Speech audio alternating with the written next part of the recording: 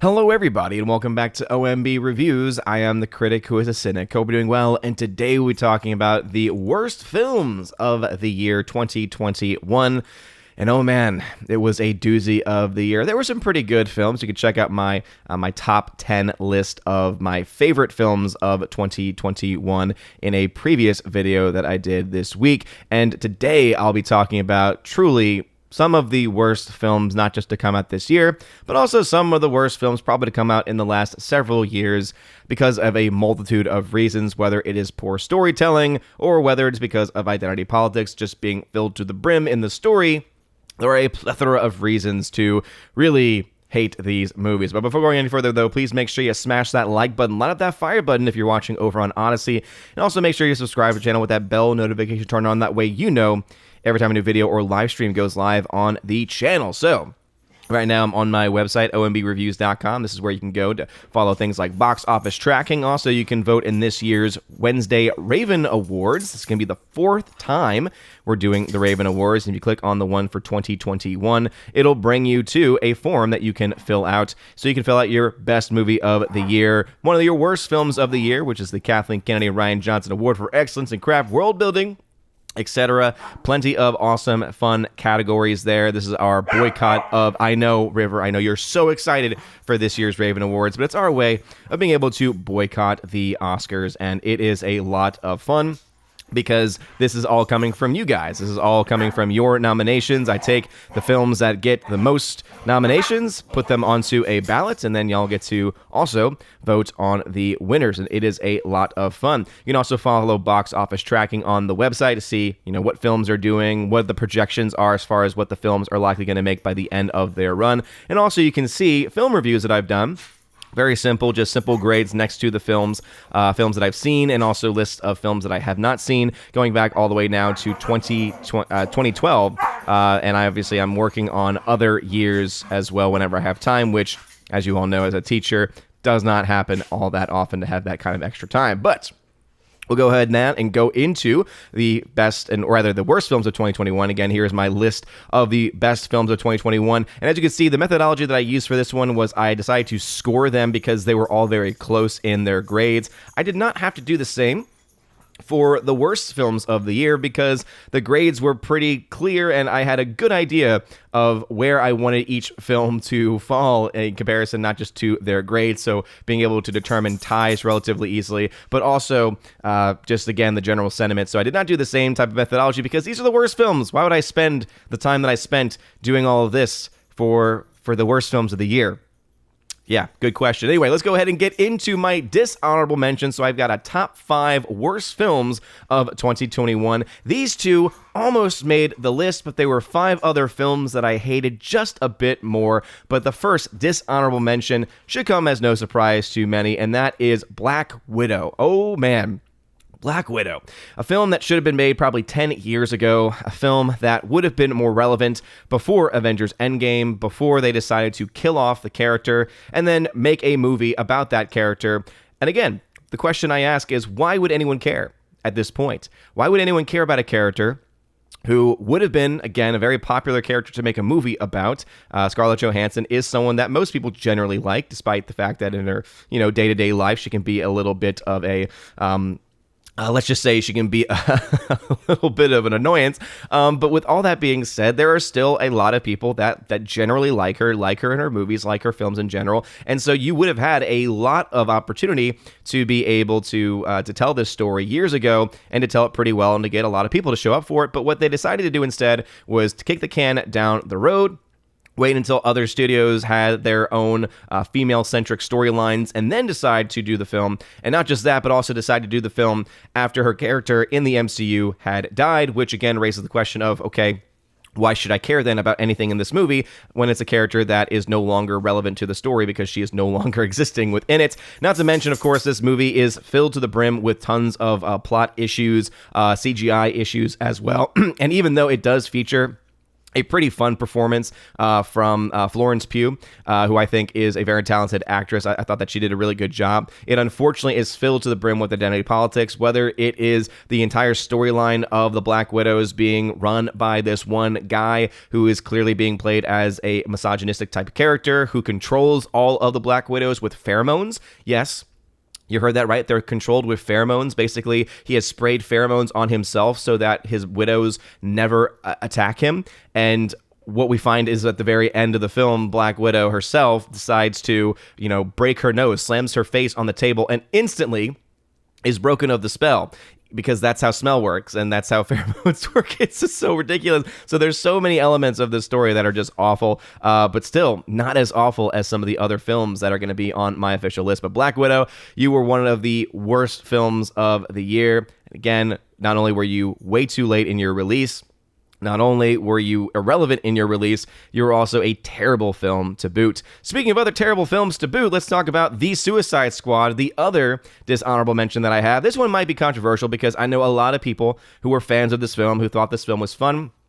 I was not one of them. From the very beginning of the story, I thought to myself, man, what in the hell am I watching? It basically is very disjointed. The storyline is just all over the place, not to mention the fact that the very end, the final battle sequence, is just totally irrelevant and just doesn't make any sense at all. You have a character who is so OP and yet does nothing, right? So they're fighting Starro the Conqueror, and you have a character that has literally been shown to be able to melt people and melt things, and instead of him just doing logical things and going after the creature in the way that it should, they decide to kill him off for a laugh.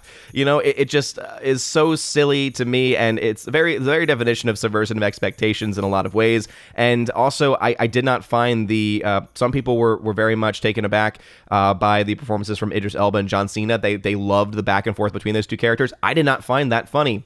There's a sequence where they're killing a bunch of people, and basically the way that they shot the film and the way that the score was going on during that sequence in the film, it was almost as if it was being filmed not to be funny. So some people found it funny, and yet the way it was actually filmed was filmed in a way where they were not trying to make that come across. And so in the end, I just found myself just being, cringed at by this movie. The CGI in this film was also abysmal. There were characters in the film that just looked awful. There was one character they featured in the very beginning who just did not do a very good job of rendering him. And it almost makes the question of, okay, why the hell did you even bring this character into the world if you were not going to, put the time in to make the character look okay?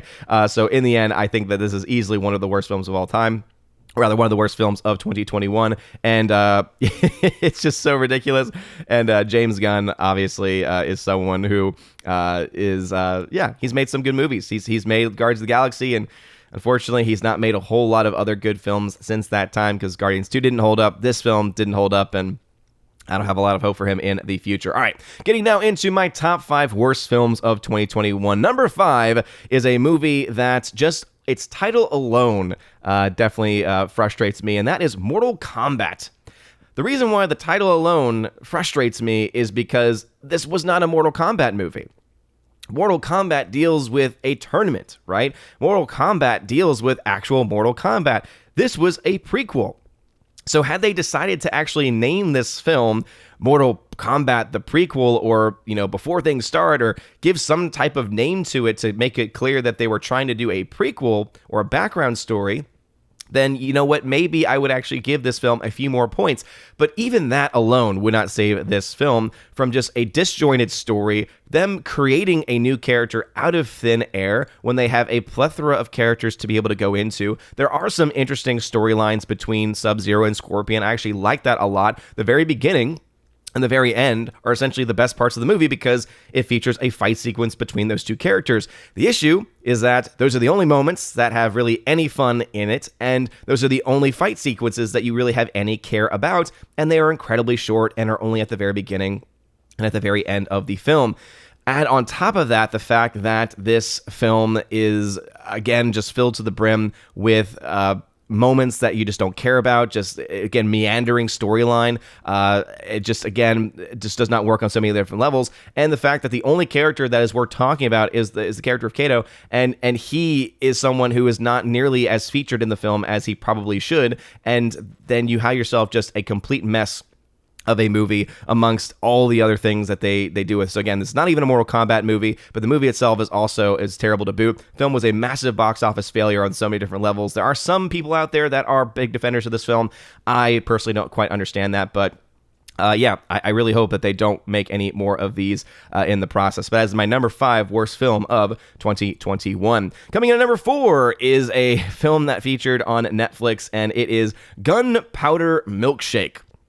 Yes, Gunpowder Milkshake. And one of the reasons why this film is so bad is because not only is it, clearly a derivative of John Wick, it's a derivative of John Wick not done well, right? One of my favorite films of the year, Nobody, is a derivative of John Wick, but it's done well. Right? It's done well. It's a unique enough storyline where you find yourself having fun with it. This one, it's not unique enough to have fun with it. And then on top of that, there is such a clear anti-male message in this movie that it's really hard to get attached to it whatsoever. There actually is a back and forth between a character where literally the villain tells the girl, hey, I've always considered myself to be a feminist. Literally says the words, I've always considered myself to be a feminist. So basically you have this film that was put together, by the way, by 2 male feminists. That's the other thing too, is that the director and the 2 writers, both men, wrote this movie trying to make it all about female empowerment, and which I think is honestly one of the most ironic parts about it, because anyone that defends this film saying it's all about girl power, it's like, okay, tell that to the fact that the director and writers are all men. Basically, it's a bunch of male feminists trying to tell a male feminist storyline, and it does not work, and it does not make any darn sense at all. So this film, even though it features a pretty great cast, it had a lot of potential with Karen Gillan, Lena Headey, Carla Gugino, Michelle Yeoh, Angela Bassett, amongst others. Paul Giamatti is in it as well. But they decided instead to focus so much on trying to pander to certain audiences and demographics, it just loses itself completely. Because again, it could have been a good movie. There could have been a good story in there. But unfortunately, they're just so often trying to push these different agenda items that it ultimately falls flat on its face. Speaking of falling flat on its face, coming in at my number 3, my 3rd worst film of 2021, is a movie that I really hope next year, when the last film in this series comes out, it truly means what it says. So Halloween Kills. So the next film in the franchise is Halloween Ends, and I'm praying it is the end, because, dear Lord, this franchise just needs to stop if this is the direction that they're going to go in. So this film was bad just based from storyline alone. All right, I know that some people liked it because of the kills, and hey, there were some pretty cool kills from this character. There's no doubt about it, right? Michael Myers has some pretty awesome kill moments in this movie. The issue is that the rest of the film is filled with a storyline that is all based on this mindset of, mob mentality, mob attack, etc. Hey, let's get a mob together and kill Michael Myers. On top of that, it comes from the fact that they have openly stated that they were trying to make this character a lot more grounded in reality, all to completely do away with that storyline in this film by him clearly having supernatural powers. It's just, again, this film is just a giant mess. They had no idea what they were doing. It led also to an end where the character played by Judy Greer is just randomly showing up in a house by herself and then gets off. And you think to yourself, wait a minute, how does this make any sense whatsoever? Again, the way that everything is filmed and shot, it makes no sense for her to, 1, be in that location, 2, be in that location by herself, and 3, to end the film in that way. So this film is just, again, abysmal for so many different reasons, but really what it comes down to is the story. The story is just awful and does not make any dang sense whatsoever, and I really hope that this series just ends already, because there is nothing that this series is adding, and it really is continuing just to crap on the original legacy of the Halloween films. All right, coming in at number 2. So here are my top 2 worst films of 2021. Some people may have thought that this would have been the worst film of 2021, but there was one film that was absolutely worse than this. But this is still definitely one of the worst films of the year, and that is The Matrix Resurrections, a film that no one was really asking for.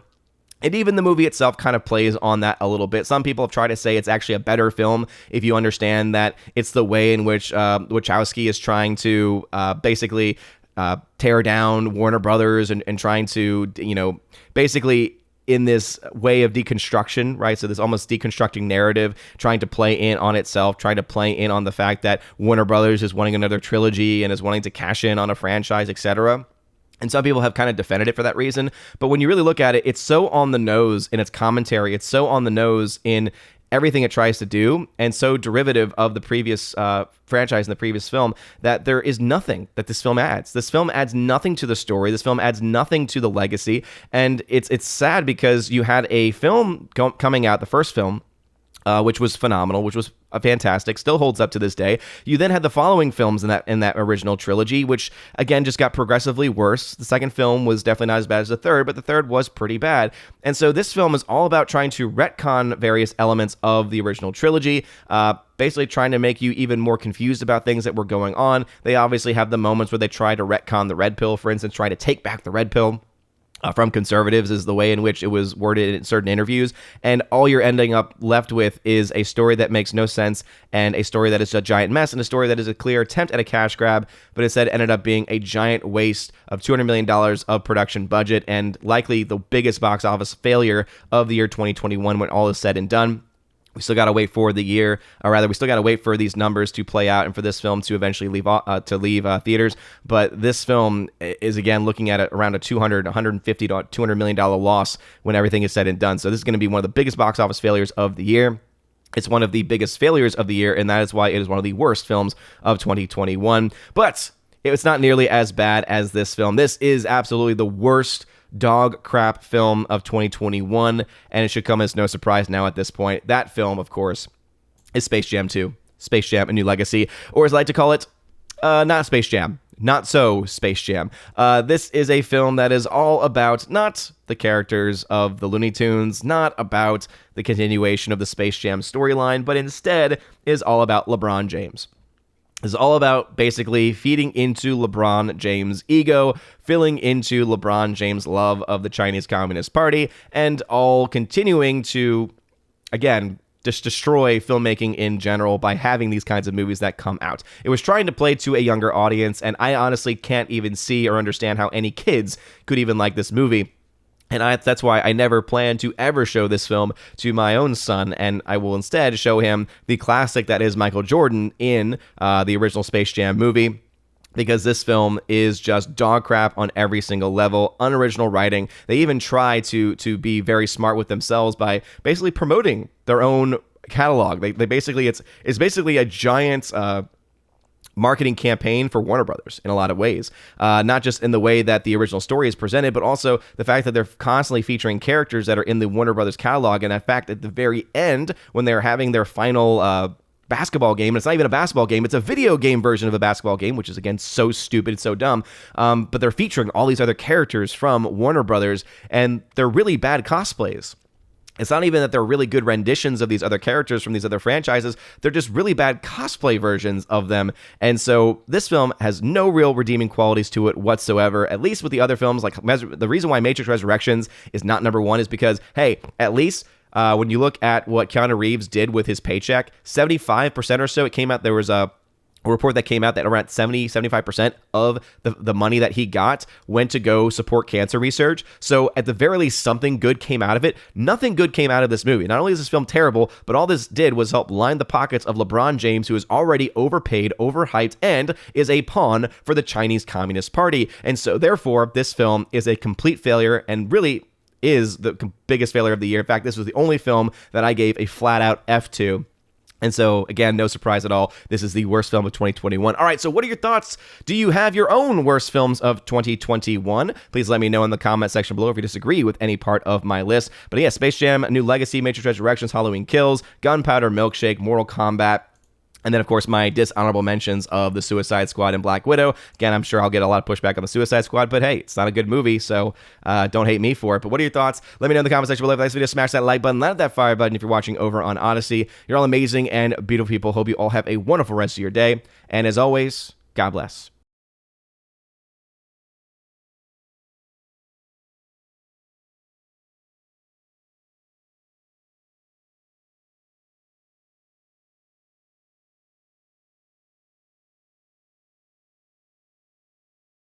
And now for a huge shout out to all of my January Patreon Subscribe Star and Locals members. Starting first off with Locals, shout out to Kara Tharp, UAB Mad Dog, Mike Jackson, Biffer DeHobbit, and Robert Barnes. Thank you all very much for supporting me over on the Locals platform. Also a shout out to my Subscribe Star people, UAB Mad Dog, Mike Jackson once again, Storm Tracker, The R, Fast Reaction, Nosferatu Gatsu, Stand 4, John B, Mr. Roy, Glinzer, J. Alex McCarthy Jr., Dean Heiss / the new number 2, J-Rod the Beer Guru, and ZK Man. Thank you all very much for supporting me over on the Subscribe Star platform. And lastly, to my Patreon supporters, my 30 Patreon supporters over there, animation commentator Brandon, let's go Brandon, Brian P., Christopher Bowman, Father Christopher Miller, hail to you Father, Father Damian Cook, Garrett Searles, Hannibal Grimm, Harold Francis, Inflamed Wood, Jacob Juice, Jeffrey Toon, Joe Horn, Jonathan Carney, Gomer Kyle, 79, Lance, Laura, The Modern Major General Story, Mike Jackson, Mad Mitch Dunaway, Mondo Spieler, Mr. Peabody, On to June, Orange Hat Reviews, Out of Step with Reality, Priscilla Hall, Rosetta Allen, Stan Andrian, Miss Martin Muses, Theodore Benden, and Tina Bojan, and of course, Tina B, the Empress of the Universe. Thank you all so very much for your love and for your support. And if you want your name shouted out at the end of every live stream and at the end of every video, please make sure that you support me over on a Patreon Subscribe Star or on Locals. Also, you get a ton of other goodies if you support at the Army of Asgard level and above. Starting at the Army of Asgard level, you get access to various giveaways that I do during the month, including various 4K titles. Many of them 4K Steelbook titles, and so if you want access to that, check out the Army of Asgard level on those platforms specifically. You also get access, once you are a Keeper of the Bifrost level member, to that, plus a podcast that I do with John the Flick Pick Flickinger, where you actually get to ask us questions, and also, of course, get access to that and the library of previous podcast episodes. We're up to about 33 episodes now that we have been able to do. I think most of those episodes now at this point we've actually done it together, which has been a lot of fun. And of course, you can join at the Chosen of Valhalla live stream, Chosen of Valhalla live stream level, where you get access to not only all of those things, but also you get access to be featured on the channel once a month during the Chosen of Valhalla live stream with the other Chosen members, which is always a lot of fun. Also, during your first month, you get a free t-shirt sent anywhere in the world. You just let me know your size. Let me know the t-shirt that you want from the store over on Teespring or on TeePublic, whichever you prefer, and I will gladly send that out to you if you're at that level. Anyway, you guys are all amazing and beautiful people. Hope you all have a wonderful rest of your day, and as always, God bless.